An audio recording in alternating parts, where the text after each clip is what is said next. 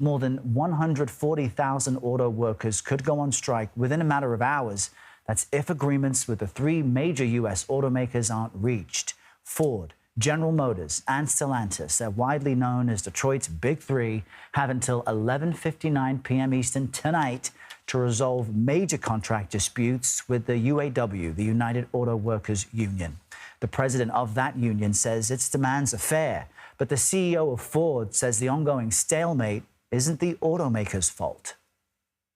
The Big Three can afford to immediately give us our fair share. If they choose not to, then they're choosing to strike themselves, and we are not afraid to take action. If we go on strike, it's not because we gave a great deal at Ford, because we've given a great deal at Ford. I want to be very specific tonight. On August 29th, we made our first offer almost 2 weeks ago to the UAW. We've made 3 offers since then, and we've had no genuine counteroffer on any of those. We continue to make the most generous offer in the 80 years with the UAW.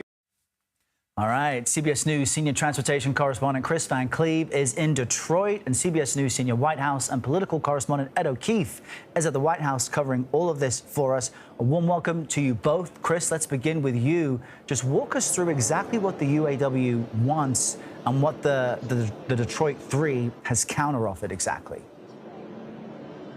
Well, the auto workers have asked for up to a 40% raise.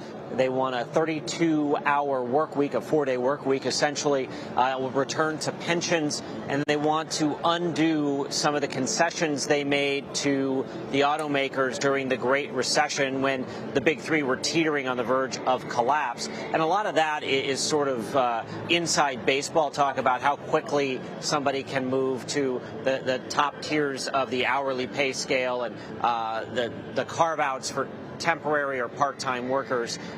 Most of the automakers have made offers to address what you'll hear referred to as those tiers issue. What automakers seem to say is a non-starter is a 32-hour work week and a return to pensions. They feel like that would create a real significant bankruptcy risk to try to do. What we have seen are significant pay raise offers. The Ford offer, according to the auto workers, is about 20%, a 20% raise, as well as agreeing to terms on several of the other things that the auto workers have asked for, as well as increasing contributions for retirement and additional time off for quality of life concerns as well. You heard from Jim Farley, who's a pretty straight shooter in the auto world, that he feels like they're not getting a response. He says that yesterday he and Bill Ford went to the UAW seemingly to try to strike a deal and get this done, and the president of the auto workers wasn't at that meeting. So there's certainly some frustration on the side of car makers. Hard to know exactly what's going on at GM and Stellantis because their executives aren't talking to us. So at the very least, we know Ford has tried to meet with the union as recent as yesterday, and that didn't work out. Ed, this isn't just about the 140,000 workers.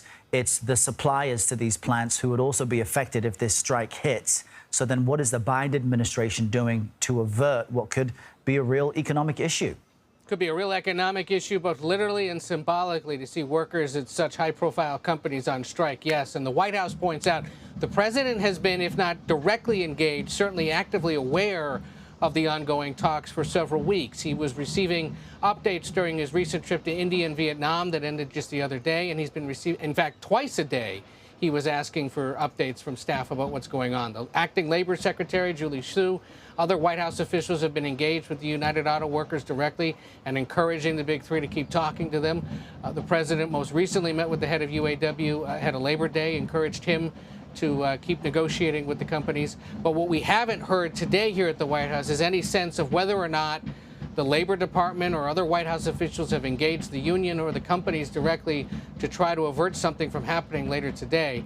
There have been other situations in recent years where the Labor Department especially was stepping in. I can think of the railroad workers strike that Kris also helped cover that involved the previous Labor Secretary, Marty Walsh, bringing them here to Washington to get them at the table. We haven't seen something that active happen so far. Part of the issue and the sensitivity for this White House era is going to be pure campaign politics. The United Auto Workers and its members are part of the broader AFL-CIO network of labor unions that have already endorsed President Biden's reelection. So to go against them in any way would be to go against literally some of the most effective foot soldiers for a reelection campaign in the key swing state of Michigan and in other states across the country, and would upset more broadly the organized labor movement across the country that counts this president as the most labor union friendly, at least in modern times. So we'll see later today when the president makes remarks on the economy in Maryland, whether he has anything more direct to say about it. But so far here at the White House, like two of those three automakers, we've heard nothing about what they may or may not be doing to avert a strike. And we all know President Biden's favorite campaign stump speech line, right? The middle class built America and unions built the middle class. So it would be very strange and to see him move away from that philosophy.